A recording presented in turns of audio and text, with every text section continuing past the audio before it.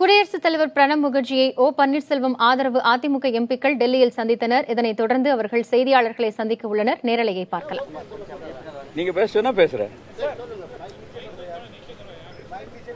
அனைவருக்கும் வணக்கம். அனைத்து இந்திய அண்ணா திராவிட முன்னேற்றக் கழக நாடாளுமன்ற உறுப்பினர்கள் சார்பிலே இன்றைக்கு பாரதத்தினுடைய குடியரசுத் தலைவர் திரு பிரணப் முகர்ஜி அவர்களை சந்தித்து அவரிடம் ஒரு கோரிக்கை மனுவினை வைத்திருக்கிறோம். மாண்புமிகு இதய தெய்வம் புரட்சித் தலைவி அம்மா அவர்கள் கடந்த டிசம்பர் மாதம் காலமானதை ஒட்டி தமிழகத்திலே அனைத்து இந்திய அண்ணா திராவிட முன்னேற்றக் கழகத்தினுடைய அடிமட்ட தொண்டரிலிருந்து தமிழ்நாட்டு மக்கள் முழுவதும் பரவலாக, குறிப்பாக தாய்மார்கள் மனதிலே ஒரு மிகப்பெரிய சந்தேகம் எழுந்துள்ளது. இந்த மரணம் இயற்கையான மரணமா அல்லது வேறு ஏதாவது இதிலே மர்மங்கள் இருக்கிறதா என்று. இதற்கு பல்வேறு அடிப்படை முகாந்திரங்கள் உள்ளன. அனைவருக்கும் தெரியும், மாண்புமிகு அம்மா அவர்களது இல்லத்திலே ஒரு மினி ஹாஸ்பிட்டலே ஐசியூ செட்டப்போட இருக்கு. அதனால அம்மா இது அப்பப்போது தேவையான மருத்துவ உதவிகள் எல்லாமே அங்கேயே தான் பண்ணிப்பாங்க. 22ஆம் தேதி செப்டம்பர் மாதம் மருத்துவமனை அப்போலோ மருத்துவமனை அனுமதிக்கப்பட்ட பொழுது அவர்களுக்கு நீர்ச்சத்து குறைவாக இருந்தது, காய்ச்சல் இருந்தது, அதனால் அனுமதிக்கப்பட்டார் என்று சொன்னார்கள். ஒரு ஐசியூ செட்டப்பே வீட்டில் வச்சிருக்கச்சே ஒரு காய்ச்சலுக்காகவும் நீர்ச்சத்துக்காகவும் ஆஸ்பத்திரியில் அனுமதிப்பாங்கன்னு சொல்லச்சேயே முதல் சந்தேகப்பொறி அங்கே வருது. ஆனாலும் இருந்தாலும் அன்னைக்கு ஏதோ அம்மா நல்லா நான் போகிறோம் அப்படிங்கிறதுனால தான் கழகத்தினுடைய தொண்டர்கள்லாம் வேண்டிக்கிட்டு இருந்தாங்க. அது பிறகு 75 நாட்கள் அம்மா ஆஸ்பத்திரியில் இருந்தாங்க. காலையில் இட்லி சாப்பிட்டாங்க, இன்னைக்கு பிசியோதெரப்பி பண்ணாங்க, பண்ணாங்க, ஆலோசனை பண்ணாங்கன்னு பல்வேறு தகவல்களை கொடுத்தாங்களே தவிர அங்கு மருத்துவமனைக்கு சென்ற தலைவர்கள் யாருமே அம்மா அவர்களை நேரடியாக ஒரு முறை கூட, ஒரு க்ஷணம் கூட சந்திக்க முடியவில்லை. நான் ஒரு புற்றுநோய் மருத்துவ நிபுணர், குறிப்பாக இரத்த புற்றுநோய் நிபுணர். அதில் செப்டிசீமியானா என்னன்னு எனக்கு தெரியும். செப்டிசீமியா வந்தால் அதுக்கு என்ன ப்ரிகாஷன்ஸ் எடுக்கணும்னு தெரியும். செப்டிசீமியா வந்தாலே யாருமே பார்க்கக்கூடாது அப்படிங்கிறது கிடையாது. யாராவது ஒருத்தர் 2 பேர் முக்கியமானவங்க. இப்போ உதாரணத்துக்கு அன்னைக்கு பார்த்தீங்கன்னா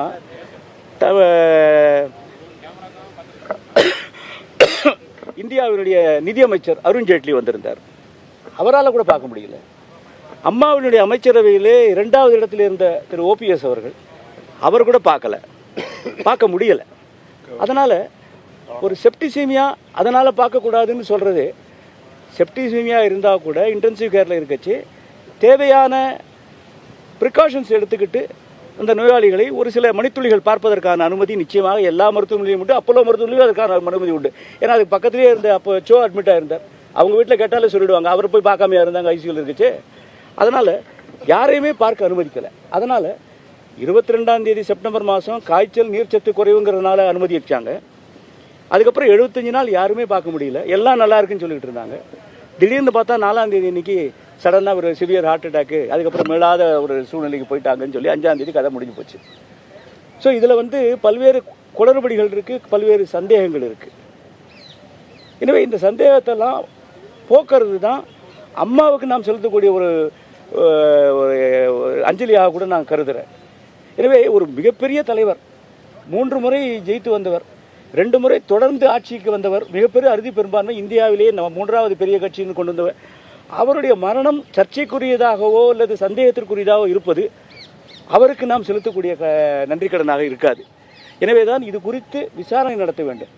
75 நாள் அப்போலோ மருத்துவமனையிலே அவருக்கு அளிக்கப்பட்ட சிகிச்சைகள் என்ன, அதில் என்னென்ன குறைபாடுகள் இருந்தனவா, அதன் பிறகு செப்டம்பர் 22ஆம் தேதி அன்னைக்கு என்ன நடந்தது போயஸ் வீட்டில், செப்டம்பர் 22ஆம் தேதிக்கு முன்னாடி என்ன மருத்துவ ட்ரீட்மெண்ட் அம்மாவுக்கு கிடைச்சது, இதெல்லாம் ஒரு தீவிரமாக ஒரு விசாரணை பண்ணாதான் உண்மை வெளிச்சத்துக்கு வரும்னு நினைக்கிறோம். அது மாத்திரம் இல்லை, அப்போலோ மெட்ராஸ் ஹைகோர்ட்டில் ஒரு ரிட் பெட்டிஷன் போட்டிருக்காங்க. அதில் அப்போலோ ஹாஸ்பிட்டல் 2 நாளைக்கு முன்னாடி அவங்க அஃபிடவிட்டை தாக்கல் பண்ணியிருக்காங்க. அதில் கூட அவங்க என்ன சொல்லியிருக்காங்கன்னா, கடைசியில் எல்லாமே இதுவாக இருந்துச்சு, we decided to allow medical cessation. அதாவது என்னென்னா இனிமேலுக்கு இது ரிவைவ் பண்ண முடியாது அம்மாவை, அதனால் வந்து ட்ரீட்மெண்ட்டெல்லாம் நிறுத்திக்கலாம், வெண்டிலேட்டர்லாம் எடுத்துடலாங்கிற அந்த ஒரு முடிவு எடுக்கிறது. நார்மலாக அந்த முடிவு எடுக்கிறதுக்கு முன்னாடி ஒரு நோயாளியினுடைய இரத்த சம்பந்தங்கள் அவங்கள கூப்பிட்டு நிலைமையை விவரித்து அவர்கள் சம்மதத்தை பெற்று அந்த சம்மதத்தை எழுத்துப்பூர்வமாக கையொப்பிட்டு பெற்று, அதே போல் ஒரு நிர்வாக பொறுப்பிலே ஒரு பப்ளிக் ஃபிகராக இருக்கக்கூடிய சமயத்தில் சீஃப் செக்ரட்டரி, அம்மாவுடைய அமைச்சரவை நம்பர் 2 இருக்கக்கூடியவர், இந்த மாதிரி இவங்கள்ட்டெல்லாம் பேசி அவங்க கையெழுத்தெல்லாம் வாங்கிக்கிட்டு அந்த முடிவை எடுத்திருக்கணும். அந்த முடிவை அவங்க அப்படி தான் எடுத்தாங்களா தெரியாது. ஏன்னா ரத்த சம்பந்தங்கள் நிச்சயமாக பார்க்கலைங்கிறது எல்லாருக்குமே தெரிஞ்ச விஷயம். அப்போது அந்த சிசேஷன் ஆஃப் இதை ட்ரீட்மெண்ட்டு அந்த முடிவை எடுத்தது யார், அவருக்கு யார் அந்த அதிகாரத்தை கொடுத்தது, இதை பற்றியெல்லாம் விரிவாக ஒரு விசாரணை நடத்தணும். இது வந்து இன்னைக்கு இருக்கக்கூடிய மாநில அரசு இந்த விசாரணையை செய்கிறதுக்கு அவங்களுக்கு அதுக்கான தகுதி கிடையாது, யோகியதை கிடையாது. ஏன்னா அது 122 எம்எல்ஏக்களுடைய அரசு தானே ஒழிய தமிழ்நாட்டு மக்களுடைய அரசு இல்லை. எனவே இது குறித்து உண்மை நிலை வரணும்னா ஒரு மத்திய அரசு மூலமாக ஒரு விசாரணை நடத்தப்பட வேண்டும். அது எந்த விதமான விசாரணையாக இருக்கலாம், நீதி விசாரணையாக இருக்கலாம், இல்லை சிபிஐ விசாரணையாக இருக்கலாம், எந்த விதமான அது எந்த மாதிரி விசாரணைங்கிறது வந்து மேதகு நம்முடைய குடியரசுத் தலைவர் முடிவு பண்ணி அவர் அதற்கான முயற்சிகளிலே மேற்கொள்ள வேண்டும் என்றுதான் நாங்கள் இன்று அந்த கோரிக்கை மனுவை கொடுத்திருக்கிறோம். நாங்கள் கொடுத்த அந்த கோரிக்கை மனுவை அதை கொடுத்துட்டு நான் வந்து அது சம்பந்தமாக அவருக்கு விவரித்து பேசிட்டு இருக்கச்சேயே அந்த மனுவை படித்து அதில் குறிப்பாக வந்து பல இடங்களில் அவர் தன்னுடைய பேனாவாலேயே அதை அண்டர்லைன்லாம் பண்ணி ரொம்ப கவனத்தோடு அதெல்லாம் நோட் பண்ணார். நிச்சயம் நான் அது மாத்திரம் இல்லை, நான் அவரை பார்க்கச்சே 2-3 விஷயத்தையும் சொன்னேன். ஏன்னா அம்மா மறைவுக்கு பிறகு அந்த இறுதிச் சடங்குகளும் போது குடியரசுத் தலைவர் இங்கேருந்து ஆல் தி வே சென்னைக்கு வந்தார். அன்றைக்கி ஆக்சுவலி அவருடைய ஃப்ளைட்டில் வந்து டெக்னிக்கல் ஸ்னாக் இருந்ததுன்னு சொல்லி வேற ஒரு ஃப்ளைட்டு அது ரொம்ப இன்கன்வீனியன்ஸாக இருந்து அதெல்லாம் கூட மீறி வந்தார். அதுக்காக நன்றி சொன்னோம். அதே போல் 2.5 வருஷத்துக்கு முன்னாடி 2014 பாராளுமன்ற தேர்தல் முடிஞ்ச பிறகு அம்மா டெல்லிக்கு வந்தாங்க ஜூன் மாதம். அப்போ அம்மா பார்த்த முதல் பிரமுகர் வந்து நம்முடைய ஜனாதிபதி தான். அப்போ அம்மா கூட நானும் போயிருந்தேன். அதுக்கு அந்த கன்வர்சேஷன் முழுக்க அவர் பேசிட்டு நான் அப்போ இருந்தேன். அதனால் வந்து அம்மா அவர்களை பற்றி அவருக்கு ஒரு மிகப்பெரிய ஒரு உயர்வான மதிப்பு இருக்கிறது. அம்மா ராஜ்யசபா உறுப்பினர் பிரணாப் முகர்ஜி வந்து லீடர் ஆஃப் த ஹவுஸ், அன்னைக்கு அவை தலைவர், அவை முன்னவர். அதனால் வந்து அம்மா அவருடைய முதல் கன்னி பேச்சு, அதில் அம்மா சொன்னது அது தமிழ்நாட்டில் வந்து பவர் ப்ராஜெக்ட்டுக்காக பேசினது, இது மாதிரி சின்ன சின்ன விஷயம் அவர் அன்றைக்கி சொல்லி அதெல்லாம் ரொம்ப சந்தோஷப்பட்டார். அம்மாவே இன்றைக்கி அவர் சொன்னாங்க 20 வருஷத்துக்கு முன்னாடி நடந்தது என்னை பற்றி இந்த மாதிரி சின்ன சின்ன விஷயம் இவ்வளோ தூரம் ஞாபகம் சொல்லணும், எனக்கு ரொம்ப சந்தோஷமாக இருக்குன்னு சொன்னாங்க. அதனால் அந்த அளவுக்கு அம்மா மேலே அவருக்கு ஒரு பாசம் உண்டு. அதனால் அந்த அடிப்படையிலையும் குடியரசுத் தலைவர் இது குறித்து ஒரு நியாயமான ஒரு நடவடிக்கையை மேற்கொள்வார் என்ற நம்பிக்கை எங்களுக்கு இருக்குது.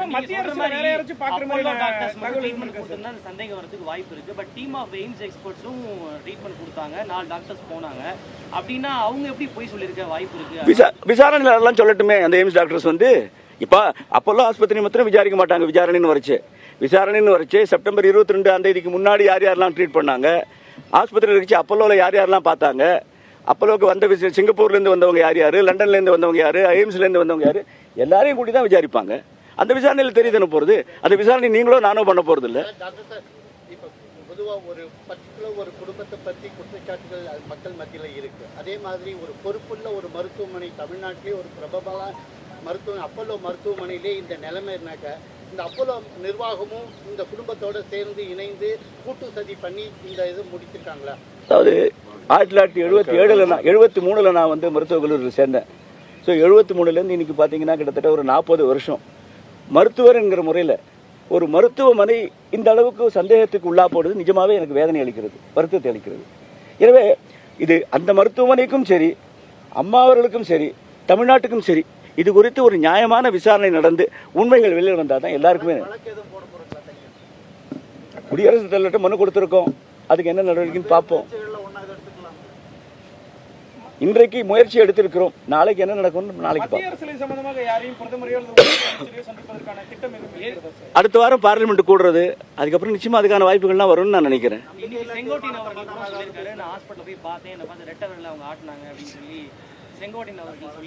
அப்போ இன்ஃபெக்ஷனு செப்டிசீமியா யாருமே பார்க்க கூடாதுன்னு சொன்னது செங்கோட்டையனுக்கு பொருந்தலையா? இப்போ செங்கோட்டையன் மாத்திரம் தனியாக அவருக்கு ஒரு ஸ்பெஷல் இம்யூனிட்டி இருக்குதா அவருக்கு? மற்றவங்களுக்கு அருண்ஜேட்லிக்கு இல்லாத இம்யூனிட்டி, ஓபிஎஸ்க்கு இல்லாத இம்யூனிட்டி செங்கோட்டையன் மாத்திரம் வந்துடுதா? ஒரு அமைச்சர் வந்து எந்த அளவுக்கு திறந்தாண்டு பொய் சொல்வாருங்கிறதுக்கு இதை விட வேற தேவை. இன்னைக்கு நீங்க அதிமுக எம்பிக்கள் 12 பேர் அம்மாவுக்கு ஒரு நியாயம் கிடைக்கணும், தமிழ்நாட்டு மக்களுக்கு ஒரு தீர்வு கிடைக்கணுங்கிறது ஒரு புனித போல இறங்கி இருக்கீங்க. இதுல வந்து உங்களோட டெப்டி சபாநாயகருக்கு துணை சபாநாயகர் வந்து ஒரு குடும்பங்களுக்கு இல்ல ஒரு சதி செய்த கும்பலுக்கு தலைமை ஏற்று போது அவரை வந்து அந்த பதவியில இருக்கிறதுக்கு அவர் தகுதியை உள்ளவரா, இல்ல அவர் அந்த பதவியில இருந்து இறக்கணும்னு நீங்க ஏதாவது ஒரு பாராளுமன்றத்தை ஏதாவது நடவடிக்கை? அதாவது இதை பத்திலாம் நான் வந்து தனிநபர் விமர்சனங்கள், ஏன்னா நான் அவர் மாதிரி நான் கீழே இறங்கி வர முடியாது. எனக்கு வந்து யாராவது ஒருத்தரை நான் எதிரின்னு கருதுன்னு கூட அந்த எதிரியாருக்கு கூட ஒரு தகுதி வேணும். அந்த தகுதியெல்லாம் அவருக்கெல்லாம் இருக்கிறதா நான் கருதல. ஆனா நீங்க சொன்னதுல வந்து பார்க்கச்சு அவர் வந்து பல்வேறு நிலைப்பாடுகள் வந்து முரண்பட்டு பேசியிருக்கார். திடீர்னு ஒரு நாள் பார்த்தோன்னா தீபா யாருன்னு எனக்கு தெரியாதுங்கிறாரு, இன்னொரு நாள் தீபக் யாருன்னு தெரியாது, போற ரேட்டை பார்த்தா நாளைக்கு சசிகலா யாருன்னு கூட எனக்கு தெரியாதுன்னு சொல்லிடுவார்னு நினைக்கிறேன் நான். அவரு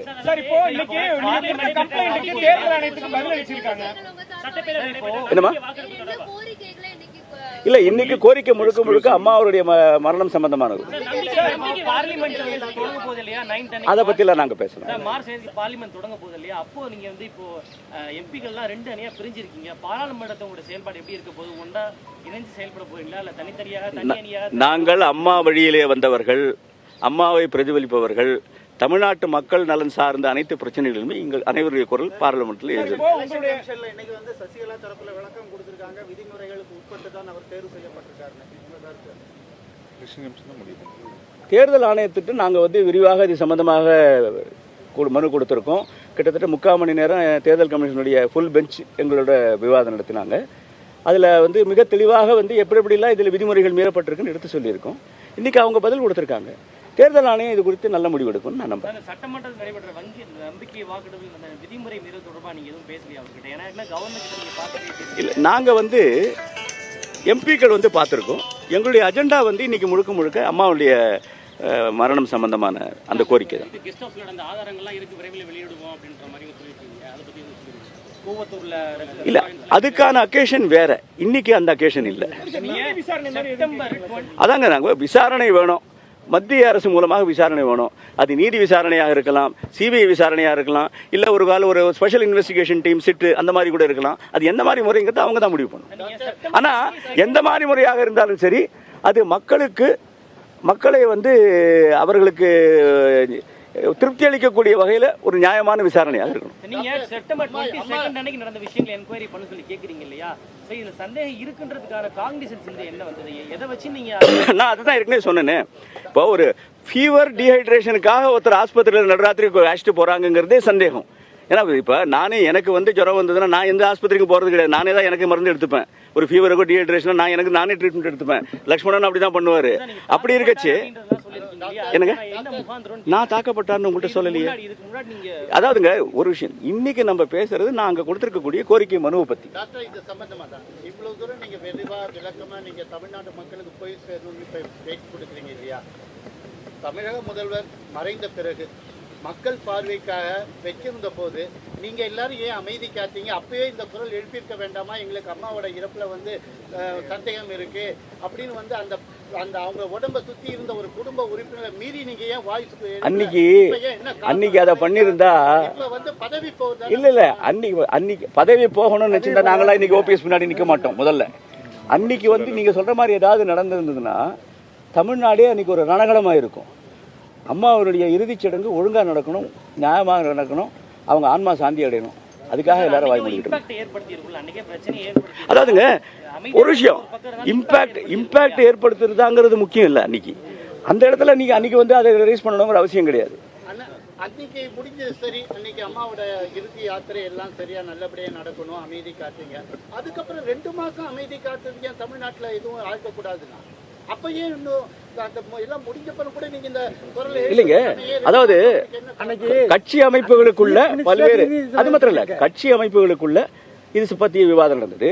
அது மாத்திரம் இல்ல, ஓபிஎஸ் முதல்வராக இருக்கச்சு அவரே அறிவிச்சிருக்காரு, இது குறித்து விசாரணை நடத்தப்படும் அவரே அறிவிச்சிருக்காரு. சும்மா இல்லையே. இப்ப என்ன பிரச்சனை வந்ததுன்னா அவர் அறிவிச்சிட்டாரு. அவர் இன்னைக்கு முதல்வர் பதவியில இல்ல, புதுதாக ஒரு முதல்வர் வந்திருக்கிறார். அவர் இது குறித்து ஒண்ணுமே சொல்லலையே. அவர் வந்து இன்ஃபேக்ட் இதை பத்தி எந்த சந்தேகமும் கிடையாதுன்னு தான் சொல்லிருக்காரு அவரு. சார் ஓபிஎஸ் அவர்களுமே அதிருப்தின்னு ஒரு விஷயம் வந்ததுக்கு அப்புறம் தானே சார் விசாரணை இல்ல இல்ல இல்ல இல்ல இல்ல இல்ல இல்ல விசாரணை பத்தி முதல்லயே சொல்லிட்டார் விசாரணை பத்தி சிஎம்மா இருக்கிறப்பே சொல்லியிருக்காரு. 7ஆம் தேதி அவர் சமாதியில உட்கார்ந்து அவ்வளவு பிரச்சனைகள் பேசும்போது ஓபிஎஸ் அவர்கள் முதல்ல சொல்றாங்க நாங்க விசாரணை நடத்துவோம். பிப்ரவரி 7க்கு முன்னாடி இல்ல அதுக்குதாங்க கூட பேசல, ஆதாரம் இருக்கு. இல்ல பிரச்சனை எங்க வருதுன்னா உங்களுக்கு எல்லாருக்குமே தெரியும் தமிழ்நாட்டு அரசியல் எப்படி நடந்ததுன்ட்டு. பவர் ஸ்விட்ச் வந்து வேற இடத்துல இருந்தது, சூழ்நிலை கைதிகளாக இருந்திருக்கலாம்.